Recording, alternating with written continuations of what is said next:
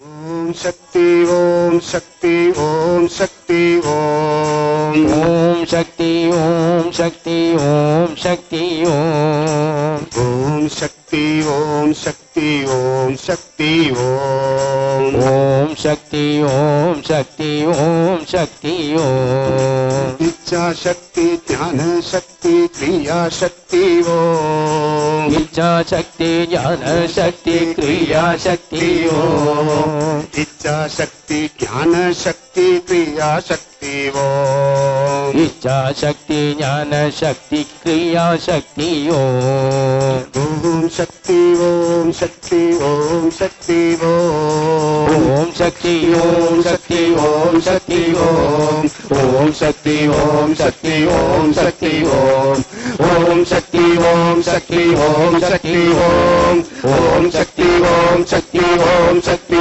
ओम ओम शक्ति ओम शक्ति ओम शक्ति ओम ओम शक्ति ओम शक्ति ओम शक्ति ओम ओम शक्ति ओम शक्ति ओम शक्ति ओम ओम शक्ति ओम शक्ति ओम शक्ति ओम ओम शक्ति ओम शक्ति ओम शक्ति ओम ओम शक्ति ओम शक्ति ओम शक्ति ओम शक्ति ओम शक्ति ओम शक्ति ओम ഓം ശരവണഭവ. എന്താ വേണ്ടത്? ശക്തിയാണ് വേണ്ടത് അല്ലേ? ശക്തി വേണ്ടേ? നല്ലല്ലേ കർമ്മങ്ങൾ നടക്കുള്ളൂ അല്ലേ? നമ്മൾക്കൊക്കെ ശക്തി വേണം, ജ്ഞാനശക്തി വേണം അല്ലേ? നാമശക്തി വേണം, കർമ്മശക്തി വേണം. ഇങ്ങനെയുള്ളതായ ശക്തികളൊക്കെ സംഗമിക്കുമ്പോഴാണ് നമ്മുടെ ജീവിതം ധന്യമാവുന്നത് അല്ലേ? അപ്പൊ നമ്മളുടെ ജീവിതയാത്രയില് നമ്മൾക്ക് ജീവിക്കാൻ ആവശ്യമുള്ളതായിട്ടുള്ളതൊക്കെ നമ്മൾ ആഗ്രഹിക്കുന്നത് പോലെ നമ്മുടെ കയ്യിലേക്ക് വരണമെങ്കിൽ നമ്മള് ഈശ്വരനെ ആശ്രയിക്കണം അല്ലേ? ഈശ്വരനെ ആശ്രയിക്കുമ്പോഴാ നമ്മളുടെ ജീവിതയാത്രയ്ക്ക് ആവശ്യമുള്ളതായിട്ടുള്ളതൊക്കെ നമ്മുടെ അടുത്തെത്തുന്നത്. നമ്മളൊക്കെ മനസ്സുരുകി പ്രാർത്ഥിക്കുക എന്നുള്ളത് തന്നെയാണ് ആദ്യത്തെ നമ്മുടെ ധർമ്മം. നമ്മുടെ മാതാവിന്റെയും പിതാവിന്റെയും ഒക്കെ മനസ്സുരുകിയ പ്രാർത്ഥനയിലാണ് നമ്മളൊക്കെ അവതരിച്ചിട്ടുള്ളത്. നമ്മളൊക്കെ അവതരിക്കാൻ വേണ്ടിയിട്ട് നമ്മുടെ അച്ഛനും ഒരുപാട് പ്രാർത്ഥിച്ചു അല്ലേ? ആ പ്രാർത്ഥനയിലാണ് നമ്മളൊക്കെ ജനിക്കുന്നത്. അപ്പൊ അങ്ങനെ പ്രാർത്ഥനയിലൂടെ ജനിച്ചതായ നമ്മളൊക്കെ പ്രാർത്ഥനയിലൂടെ ജീവിക്കണം. അപ്പോഴേ നമ്മുടെ ജീവിതം പ്രസാദാവുള്ളൂ.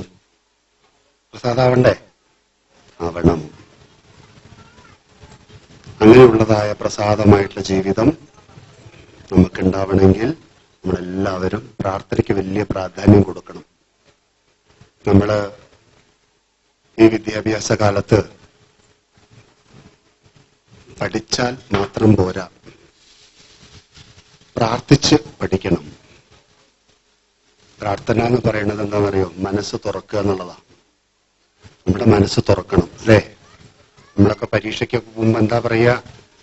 അച്ഛനും അമ്മയും നമ്മളോട് എന്താ പറയാറ്? പ്രാർത്ഥിച്ചു പോണേ അല്ലേ? നമ്മൾ അടുത്തുള്ള അമ്പലങ്ങളിലൊക്കെ പോയിട്ട് പ്രാർത്ഥിച്ചിട്ടാണ് നമ്മൾ പോവാറ് അല്ലേ? പ്രാർത്ഥന നമ്മുടെ മനസ്സിനെ ഉണർത്തിത്തരും. ആ മനസ്സിനെ ഉണർത്തുന്ന പ്രാർത്ഥനയിൽ നമ്മൾ ജീവിക്കുമ്പോൾ നമ്മുടെ കർമ്മങ്ങളൊക്കെ നന്നാവും അല്ലേ? അങ്ങനെയുള്ളതായ കർമ്മങ്ങളൊക്കെ നമ്മുടെ ജീവിതത്തിൽ നമ്മൾ അനുഷ്ഠിക്കേണ്ടതായിട്ടുണ്ട്. നമ്മളെല്ലാവരും ഇപ്പോൾ ഇവിടത്തെ ഈ ചടങ്ങിലേക്ക് മനസ്സ് സമർപ്പിക്കുക. സമർപ്പിച്ചോ? നമുക്ക് ചടങ്ങിലേക്ക് കിടക്കാം അല്ലേ? ആദ്യമായിട്ട് എന്താണെന്നറിയോ? നമുക്ക് വേണ്ടത് ഈ വിശ്വത്തിന്റെ ശാന്തിയാണ് അല്ലേ? ഈ ഉഷ്ണം നമുക്ക് സഹിക്കാൻ പറ്റുന്നുണ്ടോ? ഇല്ലല്ലോ. അപ്പൊ ഈ ഉഷ്ണത്തിലല്ലേ നമ്മളൊക്കെ ജീവിക്കുന്നത്? ഒരു തണുപ്പിന് വേണ്ടിയിട്ട് നമ്മൾ ആഗ്രഹിക്കുന്നില്ലേ അല്ലേ? ഒരു മഴ പെയ്യാൻ വേണ്ടിയിട്ട് നമ്മൾ ആഗ്രഹിക്കുന്നില്ലേ? ഈ ചൂടൊന്ന് മാറാൻ വേണ്ടിയിട്ട് നമ്മൾ ആഗ്രഹിക്കുന്നില്ലേ? ആഗ്രഹമുണ്ടോ? അതോ ഈ ചൂട് ഇതേപോലെ ഉണ്ടായിക്കോട്ടെ എന്ന് പറയുവോ? ഓ, സഹിക്കാൻ വയ്യ എന്നാ പറയുന്നത് അല്ലേ? അപ്പൊ നമ്മൾ ഈ വിശ്വത്തിനെ ആശ്രയിച്ചിട്ടല്ലേ ജീവിക്കുന്നത്. അപ്പൊ ഈ വിശ്വത്തിന് ശാന്തി വേണ്ടേ? വേണോ? വിശ്വത്തിൽ ഇപ്പൊ ശാന്തി ഉണ്ടോ? കുറവാ അല്ലേ? നമ്മളെല്ലാവരും വിശ്വത്തിന്റെ ശാന്തിക്ക് വേണ്ടിയിട്ട് ഒരു 7 പ്രാവശ്യം ഗായത്രി മഹാമന്ത്രം ചൊല്ലേണ്ടതായിട്ടുണ്ട്. എല്ലാവരും തയ്യാറാണോ? നന്നായി വിശ്വത്തിന് വേണ്ടി പ്രാർത്ഥിക്കൂ. ഈ വിശ്വത്തിന്റെ ശാന്തിക്ക് വേണ്ടിയും സമാധാനത്തിന് വേണ്ടിയും ഈ വിശ്വത്തിനെ ആശ്രയിച്ച് ജീവിക്കുന്നതായ സർവചരാചരങ്ങൾക്കും ഈ വിശ്വത്തിൽ നിന്ന് ജീവിക്കാൻ ആവശ്യമായിട്ടുള്ളതൊക്കെ അനുഗ്രഹമാവണേ എന്ന് പ്രാർത്ഥിക്കൂ. 2 കൈകളും തൊഴുതു പിടിക്കൂ ശിരസിന്റെ മുകളില്. ഓം നമഃ ശിവായ ശിവായ ശാന്തായ ശാന്തായ ശുദ്ധായ ശുദ്ധായ നിർമ്മലായ നിർമ്മലായ പ്രസന്നായ ശ്രീ ദക്ഷിണാ ദക്ഷിണ മൂർത്തയെ മൂർത്തയെ നമഃ. നമഃ. ആ 2 കൈകൾ ഹൃദയത്തിൽ തൊഴുതു പിടിക്കൂ. നന്നായി കണ്ണടച്ച് പ്രാർത്ഥിക്കൂ. നല്ല അച്ചടക്കമുള്ള കുട്ടികളായിട്ട് വളരെ അനുഗ്രഹിക്കണമെന്ന് പ്രാർത്ഥിക്കൂ. മറ്റുള്ളവർക്കൊക്കെ വേണ്ടത് വിളമ്പി കൊടുക്കാൻ നമുക്ക് സാധിക്കണേ. മറ്റുള്ളവരെ വേദനിപ്പിക്കുന്ന സ്വഭാവം നമുക്ക് ഉണ്ടാവരുതേ. എല്ലാമായ ജഗദീശ്വരന്റെ അനുഗ്രഹം ഞങ്ങൾക്ക് എപ്പോഴും ഉണ്ടാവണേ എന്നൊക്കെ പ്രാർത്ഥിക്കൂ. ഇനി നമ്മൾ ചെയ്യേണ്ടത് പ്രഭാതത്തിൽ ഉണരുമ്പോൾ ചൊല്ലേണ്ട മന്ത്രം അല്ലേ? അടുത്തത് എന്താണ്? പ്രഭാതത്തിൽ ഉണരുമ്പോൾ ചൊല്ലേണ്ടതായ മന്ത്രമാണ്. നിങ്ങളൊക്കെ രാവിലെ എണീക്കലുണ്ടോ? എത്ര മണിക്കാ?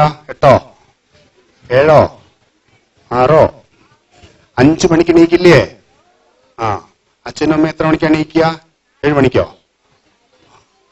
ആ, സാം എപ്പോഴും പറയൂ അച്ഛനും അമ്മയൊക്കെ വളരെ ശ്രദ്ധിക്കുക. മാതാപിതാക്കൾ മക്കളുടെ രാവിലത്തെ വിദ്യാഭ്യാസത്തിന് വലിയ പ്രാധാന്യം കൊടുക്കണം. എന്റെ കുട്ടി ഉറങ്ങിക്കോട്ടെ എന്ന് വിചാരിച്ചു കഴിഞ്ഞാൽ പിന്നെ ജീവിതം മുഴുവൻ ഉറക്കവും. എല്ലാവരും നിവർന്നിരിക്കൂ. ഓരോ വരികളായിട്ട് ഇവിടുന്ന് ചൊല്ലിത്തരും. പ്രഭാതത്തിൽ ഉണരുമ്പോൾ നമ്മൾ ചൊല്ലേണ്ടതായ മഹാമന്ത്രമാണ്. നമ്മുടെ കരങ്ങളിൽ തന്നെയാണ് മഹാലക്ഷ്മിയും സരസ്വതിയും ഗൗരിയൊക്കെ വാസം ചെയ്യുന്നത്. കരത്തിന്റെ അഗ്രത്തിൽ മഹാലക്ഷ്മിയാണെങ്കിൽ കരമധ്യത്തിൽ സരസ്വതിയാണെങ്കിൽ കരമൂലേതു സ്ഥിതാ ഗൗരി. അപ്പോ അങ്ങനെയുള്ളതായ ദേവിയുടെ ദർശനം നമ്മുടെ ഹസ്തങ്ങളിൽ തന്നെ നമ്മൾ പ്രഭാതത്തിൽ ദർശിക്കണം എന്നുള്ളതാ. അതാണ് ഹസ്തങ്ങളെ നോക്കിയിട്ട് നമ്മൾ രാവിലെ നമ്മൾ ചൊല്ലേണ്ട മന്ത്രമാണ്. എണീച്ചിരുന്ന് ഈ മന്ത്രം ചൊല്ലിയിട്ട് വേണം നമ്മൾ പാദമെടുത്ത് ഭൂമിയിൽ വെക്കാൻ. അതൊക്കെ നമ്മൾ ശീലിക്കണം. തുടങ്ങല്ലേ? ഓരോ പ്രാവശ്യം വരിയായിട്ട് ചൊല്ലിത്തരും. പിന്നെ അത് നമ്മൾ ഏറ്റു ചൊല്ലണം. എല്ലാ മന്ത്രങ്ങളും അങ്ങനെ തന്നെ. കരാഗ്രേ വസതേ ലക്ഷ്മി കരാഗ്രേ വസതേ ലക്ഷ്മി കരമധ്യേ സരസ്വതി കരമധ്യേ സരസ്വതി കരമൂലേ സ്ഥിതാ ഗൗരി കരമൂലേ സ്ഥിതാ ഗൗരി പ്രഭാതേ കരദർശനം പ്രഭാതേ കരദർശനം. ഇനി നമ്മളെല്ലാവരും ഏറ്റു ചൊല്ലണം. ഒരു പ്രാവശ്യം ചൊല്ലു. കരാഗ്രേ വസതേ ലക്ഷ്മി കരമധ്യേ സരസ്വതി കരമൂലേ സ്ഥിതാ ഗൗരി പ്രഭാതേ കരദർശനം. കരം എന്ന് പറഞ്ഞ കൈയാണ് കേട്ടോ. രാവിലെ നമ്മള് നമ്മുടെ കൈകളിലേക്ക് നോക്കിയിട്ട് ഈ മഹാമന്ത്രം ചൊല്ലണം. കരാഗ്രേ വസതേ ലക്ഷ്മി കരമധ്യേ സരസ്വതി കലമൂലേതു സ്ഥിതാ ഗൗരി. മനസ്സിലാവുന്നുണ്ടോ? നമ്മുടെ കാര്യങ്ങളൊക്കെ കണക്കാക്കുക ഇവിടെ കൊണ്ടാണ്. 1, 2, 3, 4 പറഞ്ഞിട്ട് കാശൊക്കെ എണ്ണുന്നത് അഗ്രം കൊണ്ടാ അല്ലേ? കാര്യങ്ങളൊക്കെ കണക്കാക്കൽ ഇവിടെ ഉള്ളം കൈയിലേക്കാ വരിക. എല്ലാ കണക്കും സരസ്വതിയാ. കാശൊക്കെ എണ്ണുന്നത് ഈ തുമ്പ് കൊണ്ടാ. അതാ കര ഗ്രേ വസതേ ലക്ഷ്മി അല്ലേ? ഇതൊക്കെ പഠിക്കാൻ കേട്ടോ. അപ്പൊ നമ്മള് അതൊക്കെ ചൊല്ലി. ഇനി അടുത്തത് എന്താണ്? അടുത്ത മന്ത്രം ഏതാ? ദീപം ദർശിക്കുമ്പോൾ ഇവിടേക്ക് ഒരു വിളക്കൊക്കെ ഉണ്ട്. ആ വിളക്കൊക്കെ കാണുമ്പോൾ നമ്മൾ ചൊല്ലുന്നതാണ്. തെളിഞ്ഞു നിൽക്കുന്നതായ ദീപങ്ങളെ കാണുമ്പോ മനസ്സ് തുറന്ന് നമ്മൾ ചൊല്ലേണ്ടതായ നാമമാണ് അടുത്തത്. ശ്രദ്ധിക്കണം കേട്ടോ. ഇതൊക്കെ ഇന്ന് പഠിക്കുകയാണ്. നാളെ നമ്മളത് നമ്മുടെ കർമ്മത്തിൽ പ്രാവർത്തികമാക്കണം. ചെയ്യില്ലേ? ഓം ശുഭം കരോതു കല്യാണം ശുഭം കരോതു കല്യാണം ആരോഗ്യം ശുഭസമ്പദം സമ്പദഃ ആരോഗ്യം ശുഭസമ്പദഃ ദ്വേഷബുദ്ധിവിനാശായ ദേശബുദ്ധിവിനാശായ ആത്മജ്യോതിർനമോസ്തുതേ ആത്മജ്യോതി നമോസ്തുതേ. എല്ലാവരും ഏറ്റു ജപിക്കൂ. ശുഭം കരോതു കല്യാണം ആരോഗ്യം ശുഭസമ്പദാം ദേശബുദ്ധിവിനാശായ ആത്മജ്യോതിർനമോസ്തുതേ. നന്നായി. ഇതൊക്കെ നമ്മുടെ മനസ്സിലേക്ക് അങ്ങോട്ട് പതിയണം കേട്ടോ. പിന്നെ ദക്ഷിണാമൂർത്തി അല്ലെ അടുത്ത മന്ത്രം. നമഃ ശിവായ ശാന്തായ നമഃ ശിവായ ശാന്തായ ശുദ്ധായ പരമാത്മനെ ശുദ്ധായ പരമാത്മനെ നിർമ്മലായ പ്രസന്നായ നിർമ്മലായ പ്രസന്നായ ദക്ഷിണാമൂർത്തയേ നമഃ. ദക്ഷിണാമൂർത്തയേ നമഃ. മക്കളെല്ലാവരും ഏറ്റു ചൊല്ലൂ. നമഃ ശിവായ ശാന്തായ ശുദ്ധായ പരമാത്മനെ നിർമ്മലായ പ്രസന്നായ ദക്ഷിണാമൂർത്തയേ നമഃ. അടുത്തത് ഗുരുവന്ദനം. അത് പിന്നെ നമുക്ക് എല്ലാവർക്കും അറിയുന്ന ഒരു മഹാമന്ത്രം അല്ലേ? എല്ലാവർക്കും ഏറ്റു ജപിക്കല്ലേ? ചൊല്ലു. ഗുരുർ ബ്രഹ്മ ഗുരുർ വിഷ്ണു ഗുരുദേവോ മഹേശ്വരഃ ഗുരു സാക്ഷാത് പരബ്രഹ്മ തസ്മൈ ശ്രീ ഗുരവേ നമഃ. ഇനി സരസ്വതി വന്ദനം അല്ലേ? സരസ്വതി ദേവിയെ നമ്മൾ വന്ദിക്കണം. സരസ്വതി നമുക്കറിയാലോ അല്ലേ? നമ്മളൊക്കെ ഏറ്റവും വലിയ ക്ഷേത്രമാണ് സരസ്വതി ക്ഷേത്രം. സരസ്വതി ക്ഷേത്രമാണ് വിദ്യാലയം അല്ലേ? നമ്മുടെ അറിവാണ് സരസ്വതി. ആ അറിവ് എവിടുന്നാണോ നമുക്ക് പകർന്നു തരുന്നത് അവിടെയാണ് സരസ്വതിയുടെ ക്ഷേത്രം. അതാണ് നമ്മൾ വിദ്യാലയങ്ങളിലേക്ക് പോകുമ്പോൾ മത്സ്യമാംസാദികളൊന്നും കൊണ്ടുപോകാൻ പാടില്ല. വളരെ മത്സ്യമാംസാദികളൊന്നും കഴിച്ചിട്ട് വിദ്യാലയത്തിലേക്ക് പോകാൻ പാടില്ല. വിദ്യ അഭ്യസിക്കുമ്പോൾ എപ്പോഴും നമ്മൾ ബ്രഹ്മതത്വത്തിൽ ഇരുന്നു കൊണ്ടാവണം. ആ സരസ്വതി ക്ഷേത്രത്തിനെ വളരെ ഭയഭക്തിയോടുകൂടി ആദരിക്കണം. ആ സരസ്വതി ദേവിയുടെ കടാക്ഷമാണ് നമ്മുടെ ജീവിതം. ആ സരസ്വതി ദേവിയാണ് നമ്മുടെ കർമ്മത്തിന്റെ ഗുരു. അങ്ങനെയുള്ള സരസ്വതി ദേവിയുടെ മഹാമന്ത്രമായ ഒരു 2 ശ്ലോകം ഇവിടെ നമുക്ക് ചൊല്ലാം അല്ലേ? എല്ലാവരും നിവർന്നിരിക്കൂ, നേരെ നോക്കൂ.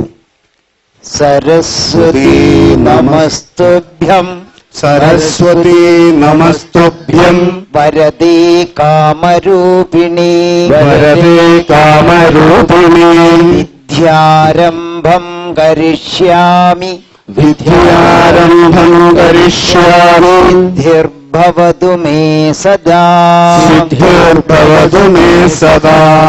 വെള്ളപ്പളുങ്കു നിറമൊത്ത വിദഗ്ധരൂപി വെള്ളപ്പളുങ്കു നിറമൊത്ത വിദഗ്ധരൂപി കള്ളം കളഞ്ഞു കമലത്തിലെഴുന്ന ശക്തി കള്ളം കളഞ്ഞു കമലത്തിലെഴുന്ന ശക്തി വെള്ളത്തിലെ തിരകൾ തള്ളി വരും കണക്കെ വെള്ളത്തിലെ തിരകൾ തള്ളി വരും കണക്കെ എന്നുള്ളിൽ വന്നു വിളയാടു സരസ്വതി നീ എന്നുള്ളിൽ വന്നു വിളയാടും സരസ്വതി നീ. എല്ലാവരും ജപിക്കും. സരസ്വതി നമസ്തുഭ്യം വരദേ കാമരൂപിണി വിദ്യാരംഭം കരിഷ്യാമി സിദ്ധിർഭവതു മേ സദാ. വെള്ളപ്പളുങ്കു നിറമൊത്ത വിദഗ്ധരൂപി കള്ളം കളഞ്ഞു കമലത്തിലെഴുന്ന ശക്തി വെള്ളത്തിലെ തിരകൾ തള്ളി വരും കണക്കെ എന്നുള്ളിൽ വന്നു വിളയാടും സരസ്വതി നീ.